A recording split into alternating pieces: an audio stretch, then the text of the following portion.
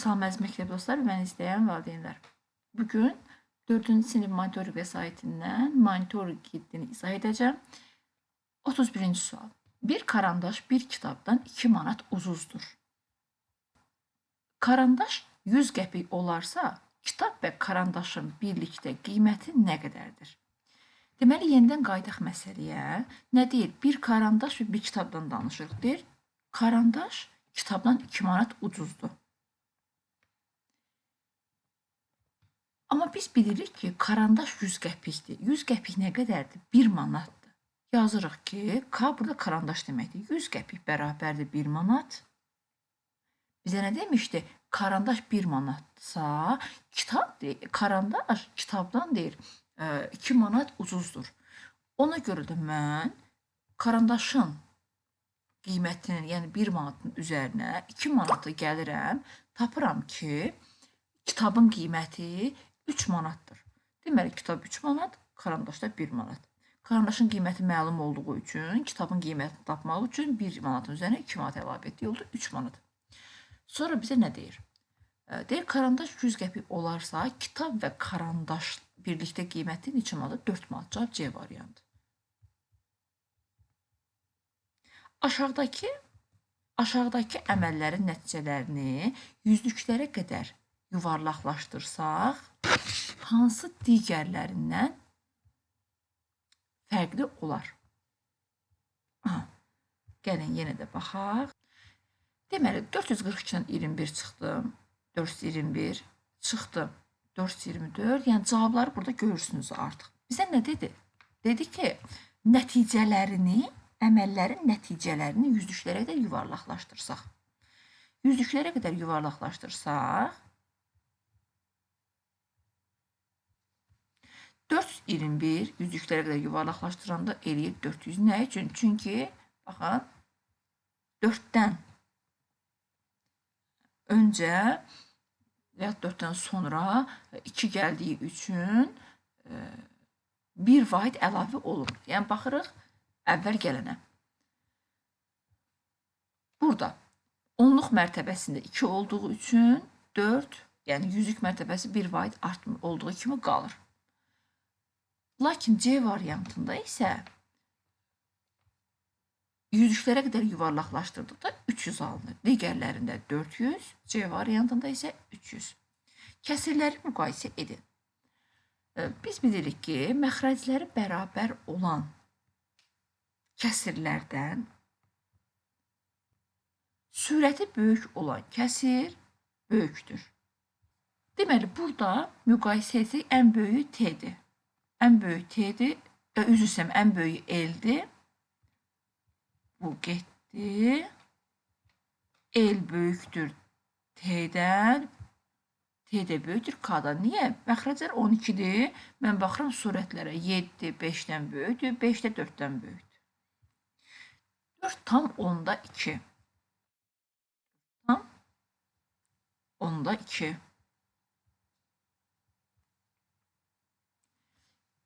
32-də 16 kəsirini ixtisar edin. Mən görürəm, ixtisar etmək nə deməkdir? Yəni, onları hər ikisini eyni əldə bölə-bölə gəlib nəticəyə çıxmaq deməkdir. Harada ki, artıq həm məxrəc, həm surət eyni bir əldə bölünmürsə, deməli, artıq biz orada dayanırıq. Mən görürəm ki, 32 16-ya bölünür, eləyir 2. 16 da 16-ya bölünür, eləyir 1. Cavab 2-də 1. Cavab A variantı.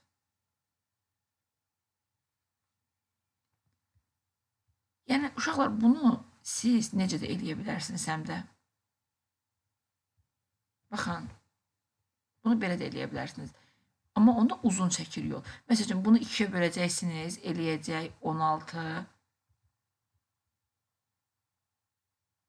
16-nı 2-yə böləcəksiniz, eləyəcək 8. 16-nı 2-yə böləcəksiniz, eləyəcək 8. 8-i 2-yə böləcəksiniz, eləyəcək 4. 8-i nə bilim 2-yə böləcəksiniz, eləyəcək 4. 4-ü 2-yə böləcəksiniz, eləyəcək 2. 4-ü 2-yə böləcəksiniz, 2. 2-ni də 2-yə böləcəksiniz, 1 eləyəcək. 2-də 1 alındı mı sonda yenə də? Yəni, bu uzun bir yoldur. Ən sadə yolu elə Böyük ədədlərdən başlamaqdan. Lap 32-nin 16-ya bölündüyünü bilmirsiniz. 32-nin də 4-ə bölündüyünü bilirsiniz. 32-nin də 4-ə böləndə 8 eləyir. 16-nı da 2-yə böləndə, üzr istəyirəm, 32-nin 4-ə böləndə 8 eləyir, 16-nı da 4-ə böləndə 4 eləyir. Deməli, mən həm məxrəci, həm surəti eyni ədədə bölə bilirəm. Yəni, yenə də 8 də bilirik ki, 4-ə bölünür, eləyir 2, 4 də 4-ə bölünür, eləyir 1. Yenə də nəticə olaraq bizim cavabımız A variantıdır. Fiqurun rənglənmiş hissəsinə uyğun kəsir hansıdır? Əvvəl sayaq görür nə qədər var hissə? 1, 2, 3, 4, 5, 6, 7, 8. 8-dir. Rənglənmiş hissəni soruşursa, 8-dən 3 hissə rənglənmiş. Cavab C variantı. Hansı təsvirə uyğun kəsir ixtisar olunmayan kəsirdir? Aha, bu da maraqlıdır. Burada 4-də 2 hissədir. Burada 8-də 3 hissədə artıq cavab göründü ki, hansı ixtisar olmayacaq. Burada 6-da 3-dür. Burada isə 2, 4, 6. 6-da yenə də 3-dür. Düz elədim də. Aha. 1, 2, 3, 4, 5, 6. Aha, düzdür.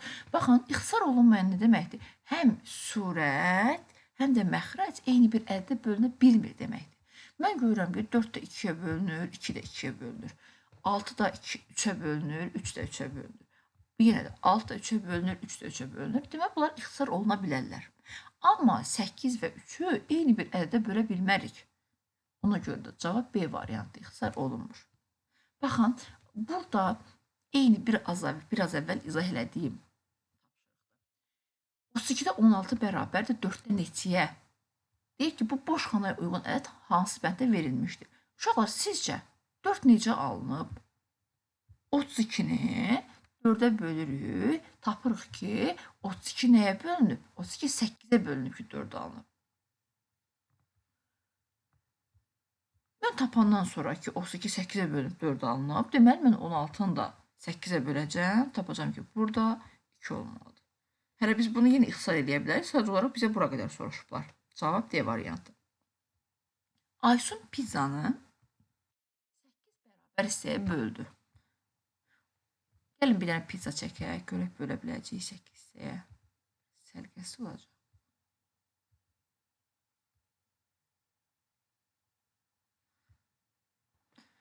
Uşaqlar, elə düşünün ki, bura 8 hissəyə böldüm, biraz səlqəsi alındı. Deməli, Aysun pizzanı 8 bərabər hissəyə bölüb. O pizzanın 4-də 2 hissəsini yeyib.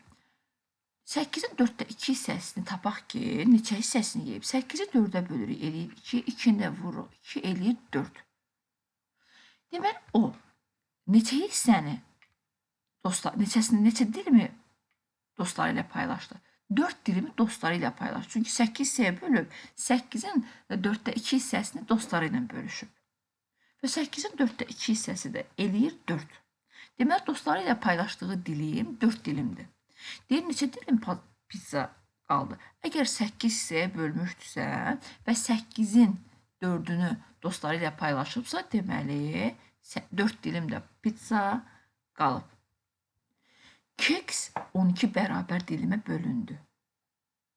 Deməli, 12 bərabər dilimə bölünübsə, 12-də 12 deməkdir bu. Yəni, 12 dilimə bölünür və 12 dilimin hələ 12-si də qalıb yerində. Deyir ki, və bu dilimlərdən 8-ə yeyildi. Yeyilməmiş hissəyə uyğun kəsir hansıdır?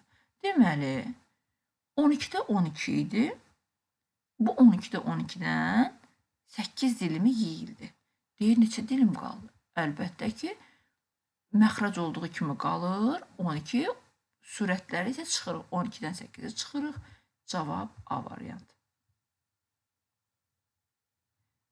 Bölündü və dilimlərdən 8-ə yeyildi. Üzr istəyirəm, yeyilmiş hissəyə uyğun deyirəm. Mən yeyilməmiş hissəni qeyd edirəm. Mən bunu geriyə alım. Mən yeyilmiş hissə. 12 bərabər dilimə bölünübsə və dilimlərdən 8-i yeyildisə, deməli 12-də 8-i yeyilmiş oldu. Cavab D variantı. Hesablayın. Yenə də asandır. Məxrəcləri bərabər olan kəsirləri çıxmaq üçün məxrəci böyük, sürəti böyük olan kəsirdən sürəti kiçik olan kəsir çıxır. Olur 15-də. Baxaq. Uşaqlar, deyəcəksiniz ki, axı burada cavabda 15-də 5 yoxdur axı. Sizcə bu sualın cavabı səhvdirmi? Əlbəttə ki, xeyr. Biz görürük ki, 15 və 5-i ixtisar eləmək olur. 15-i 5-ə ixtisar edəndə edir 3, 5-i də 5-ə ixtisar edəndə eləyir 1. Deməli, cavab 3-də 1 edir. Yəni, əgər cavab yoxdursa, uşaqları kəsir olan misallarda, baxın ki, bəlkə ixtisar olunmuş ola bilər. 42-də yenə də deyir ki, 22-də A üstəgəl 22-də B bərabərdir. 22-də 13 olarsa A üstəgəl B neçə edir? Əgər A məxrəclər eynidirsə, A ilə B-ni toplayanda cavab neçə olmalıdır? Cavab 13 olmalıdır. C variantı. Modelə uyğun kəsirlərin fərqi neçədir? Modelə uyğun kəsirlər ayrı. Burada qara görünür. Göründü sayacağım. 1, 2, 3, 4, 5, 6, 7, 8, 10. Burada 10 hissəyə bölünüb və belə başa düşdüm ki, 10 hissədən 8-i rənglənib. Burada da məncə 10-a 1, 3, 4, burada 10 hissəyə bölünüb. 10 hissədən də burada neçəsi rənglənib? 3 hissəsi rənglənib. Deməli, 10-da 8-dən 10-da 3-ü çıxanda neçə eləyir? 10-da 5 eləyir. Görürsünüz, yenə cavab yoxdur uşaqlar. Deməli, neyini eləyirik? Baxırıq ki, 10-da 5-ə ixtisar olunur, edir 2. 5 də 5-ə ixtisar olunur, qalır 1. Deməli, cavab 2-də 1 olacaq. Burada da istəyirsinizsə yazın, görəsiniz. 2-də 1. Cavab D variantı. Hesablayın. Bu da asandır uşaqlar. Əvvəlcə mötərizənin içini hesablayırıq. Deməli, mötərizənin içində olacaq.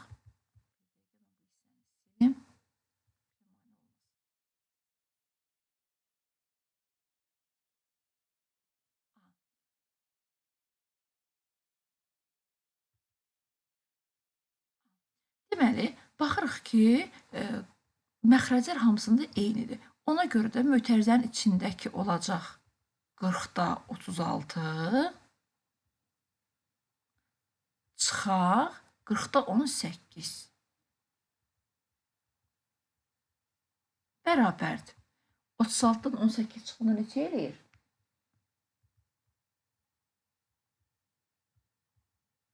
Neçə eləyir, Rafiq? 8 xana. Ama təcil tez deməliydin. Aha. Deməli 40-da 18 eləyir. Və cavabımız da burada var. Gəlin dəfə daha sürətli cavab verir.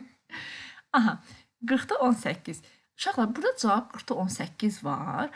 Biz əgər istəsəydik bunu ixtisar da eləyə bilərdik. Amma burada ixtisarla verilmədiyi üçün bizə ehtiyac qalmır. Cavab B variantı 44. Hansı bənddəki qarışıq ədəd? Yəni, uşaqlar, burada nəyi demək istədim sizə? Görürsünüz, digərlərində cavabı başqa cür alırıq. Amma görürük ki, cavab yoxdur. Deməli, ixtisar eləyib tapırıq sonra. Burada cavab elə necə var, elə də qalıb. Amma istəsəydilər, burada bizə ixtisar olunmuş cavabları da verə bilərdilər. Cavabı daha doğrusu. Hansı bənddəki ədəd qarışıq ədədir? Uşaqlar, biz qarışıq ədəd nəyə deyirik? Əgər bir ədəddə tam hissə varsa, o qarışıq ədəd adlanır. Deməli, 46-da cavab C variantı. Modelə uyğun qarışıq ədəd hansıdır? Modelə uyğun qarışıq ədəd. Baxın, uşaqlar, burada bir dənə tam olan var. Çünki bütöv rənglənib. 2 dənə tam olan var. Çünki bütöv rənglənib.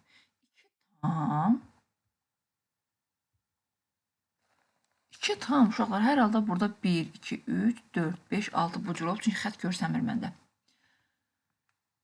2 tam, 6-da 4. Cavab C variantı. Uşaqlar, əsas bunu da ixtisar edə bilərdilər. Necə? Bu da 2-yə ixtisar olunsaydı 3, bu da 2 ixtira olsaydı 2 olardı. 2 tam 3'dəki bu cavabı da görsəydiniz 2 tam 2-də 2 tam 3'də 2 cavabını da görsəydiniz bilin ki cavab doğru olacaqdı. Səma bilik yarışından 3 fənn üzrə 29 tam %67 bal topladı. O 10 tam %12 balı ingilis dilindən, 8 tam %2 bal Azərbaycan dilindən. Yerdə qalan isə riyaziyyatdan toplamışdı. Səma riyaziyyatdan neçə bal toplayıb? Deməli, ingilis dilindən bu qədər bal toplayıb. Azərbaycan dilindən bu qədər bal toplayıb.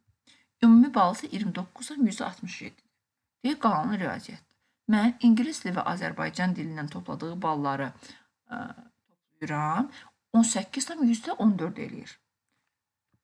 Baxın, bu 29 tam %67-dən 18 tam %14-ü, bax, bu iki fənnə aid baldır ümumi.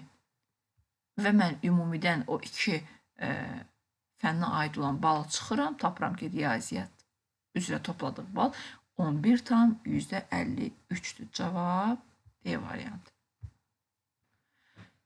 48-ə bax, 48 də maraqlıdır uşaqlar. Bilirsiniz də, biz əgər əmələ hesaba geridən başlayırıqsa, o zaman verilən işarələrin əksini etməliyik. Və yaxud da ki, istəsəniz, öndən eyni verilən əməl işarələri ilə yaza bilərsiniz. Baxın, 200-dən irəliyə doğru geçsəm, 204-ə vuracam, edəcək 800. 800-ü 5-ə böləcəm, eləyəcək 160. 160-ın da üzərinə 278 gələndə edəcək, deməli, 438, ümid edirəm, doğru yazdım. Necə doğrudur. Və 438-ə 3-ə bölündə elə 146. Mən A-nı da tapdım, B-ni də C-ni də. Nə etməliyəm? A ilə C-ni toplayıram. Deməli, mən burada toplamışdım. A ilə C-ni toplayıram və aldığım cavabdan da çıxıram. B-ni, yəni 160-ı. Tapıram ki, cavab D variantıdır. Verilmiş kəsirlərdən neçəsi 5,8-də 3 kəsirindən böyükdür? Deməli, baxın, böyük deyil, çünki bir dənə tam var burada. Sonra, aha. Deməli, biz dəqiq bilirik ki, 8 tam 4-də 1, 7 tam 3-də 2, 9 tam 4-də 3, 5 tam 8-də 3 kəsirindən böyükdür. Yəni, artıq dəqiq bilirik.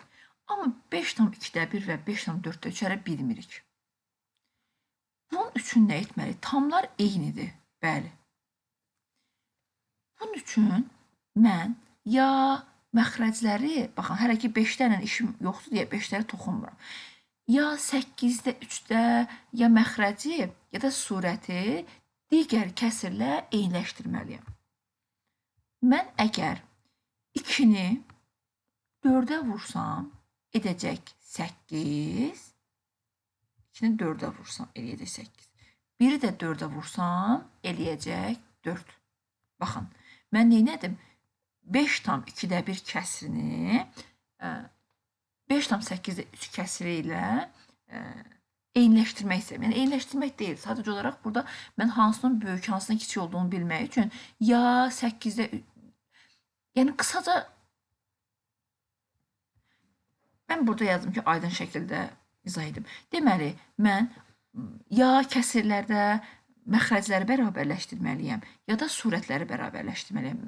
Ən asan hələ ki, məxrəc görürəm. Məxrəci digər məxrəclə bərabərləşdirmək üçün 2-ni 4-ə vururam. Mən məxrəci nəyə vurmuşamsa, surət də həmin əddə vurmalıyam. Mən vurdum. Burada elədi 8, surətdə isə elədi 4. Mən görürəm ki, 8-də 4, baxın, 8-də 3-dən böyükdür. Deməli, 5 tam 2-də 1, 5 tam 8-də 3-dən böyükdür. Deməli, bu da böyük oldu verilən kəsirdən. Eyni qayda ilə burada. Mən məxrəcləri bərabərləşdirmək üçün 4-ü 2-yə vururam, edir 8. 3-ü də 2-yə vurmalıyam məcbur. Çünki birisi məxrəc nəyə vuramsa, surətdə həmin əddə vurmalıyam. Bu da eləyir 5 tam 8. 8-də 6. Aha, görürsən, burada 8-də 6 alındı, burada 8-də 3-dür. Deməli, 5 kəsir verilən kəsirdən böyükdür. Cavab C variantı. Tam %3. 9 tam %3. Burada cevap B variantı. 9 tam %3. 9 tam %3 demək üçün. 9 tam %3. Cevap C variantı. Deməli, burada deyir ki, bəzən test eləyəndə belə olur. 129 tam 346 onluq kəsində 3 rəqəminin mərtəbə qiyməti neçədir? 3 rəqəminin mərtəbə qiyməti, uşaqlar, əgər bunlar olmasaydı, bu 2 hissəsi olacaqdı. 129 tam 10-da 3. Yəni 0 tam 10-da 3. Cavab D variantı. Görürsünüz, yəni bu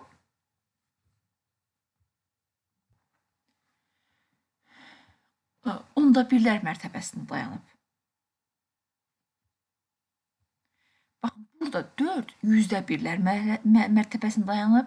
Əgər bizdən 4 rəqəminin mərtəbə qiymətini soruşsaydı, o zaman belə olacaq 0 tam %4. 6 isə mində birlər mərtəbəsində dayanıb. Boşxanaya uyğun ədədi müəyyən edin. 12-də 5 dəqiqə neçə saniyədir? Biz bilirik ki, 1 dəqiqə 60 saniyədir. 60-ı 12-yə bölürük, eləyir 5. 5-i də 5-ə vururuq, edir 25.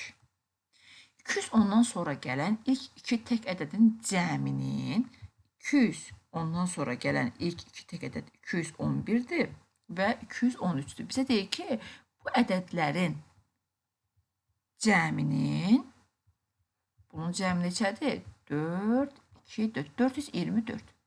Bu ədədlərin cəmin 4də 1 hissəsini tapın. 4də 1 hissəsini tapın desə, mən nə edəcəm? Verilən ədədi 4-ə bölüb, yəni məxrəcə bölüb, surətə vuracam. Bərabərdir 106. Baxın, 4-ün içində 4 bir dənədir. 2-nin içində 4 olmadığı üçün 0 əlavə edirəm bura. Və 24-ün içində 4 axtarıram. 6. 106. 53-də cavab C variantı. 10-da 3 kəsirindəki 3 və 10 necə adlanır? Deməli, 10, deməli, 3, 10 məxrəcdir, 3 surətdir. Cavab C variantı. Cədvəl tamamlayın. Qismətlərin 2 qatının cəmini tapın. Deməli, burada 210-u 7-yə böləndə eləyir 30. Bunun da 2 qatı eləyir 60. Deməli, 198-i 18-ə böləndə eləyir. Deməli, 1, 11. 11 edir. 11-in də 2 qatı 22 edir.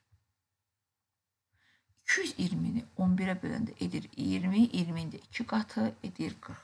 Bir bunların cəmini toplayıram, yəni bunlar 2 qatların cəmini tapıram. Eləyir 122. Aşağıdakı ədədlərdən hansı 3-ə bölünür? Birinizdə ədədin rəqəmlərinin cəmi 3-ə bölünməlidir test tapmaq üçün. Baxın, B variantı. Niyə? 1-in üstünə 1 gələndə 2, 2-in üstünə 4 gələndə 6, 6-nın da 2, 2, 4. Yox, bir dəqiqə. B deyilmiş. Mən tələsdim. 3-ə bölünür deyir. 6-nın üstünə 2 gələndə edir 8, 8-in üstünə 2, 10, 15. Cavab A variantıdır. Çünki burada cəmləyəndə edir 15, 15 3-ə bölmək olur. Buna baxaq heç olmasa. Burada 2, 2-ün üstünə 4, 6, 6-ın üstünə 2, 8 edir, 8 3-ə bölünmür. 4, 4-ün üstünə 8, 12, 12-nin üstünə 7, 19. Bu da bölünmür. Burada 15, 16 edir, ona görə 16 3-ə bölünmür. Deməli, burada deyir ki, toplayanda AB tam 1000-də CDE olarsa, buradakı ədədlərin cəmini tapın. Daha doğrusu rəqəmlərin cəmini tapın. Deməli, baxın, burada A 6'dır. B 1'dir. Vergülün gözü qoymuşam. Çünki burada nə demişdi? Bunları toplayanda AB tam 1000-də CDE alınmalıdır. Və bunları da toplayanda 7, 9, 13, 13'ün üstü 5, 18 edir. Cavab B variantıdır.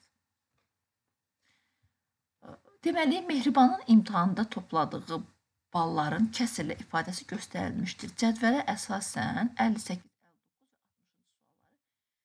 cavablandırın. Deyək ki, Mehriban ən çox balı hansı fəndən toplayıb? Hansı fəndən? Azərbaycan dili fənnindən. Azərbaycan dili fənnindən. Ən az bal topladığı ingilis dili fənnidir. Mehriban imtahanda neçə bal toplayıb? Əvvəlcə biz tam hissələri toplayaq. 19-un üstünə 18 gələndə eləyir 37, 37-nin üstünə 6, 43, 43-ün də üstünə 7, 43-ün üstünə 7, yoxsa mən səhv hesabladım. Deməli, 19-un üstünə 18. Hə, yox, doğrudur. Tam hissələrə toplayıram, eləyir 50, 50 tam. 17 məxrəcdə olduğu kimi qalır. İndi isə surətləri toplayıram. 1-in üstünə 8, 9, 9-un üstünə 6, 15, 15-in də üstünə 12, 17 edir. Aha. Uşaqlar, 17-də 17 elə nə deməkdir? 17, 17 elə 1 deməkdir. 50-nin də üstünə 1, 51. Mehriban imtahanda 51 bal toplayıb. Diqqətinizə görə təşəkkür edirəm.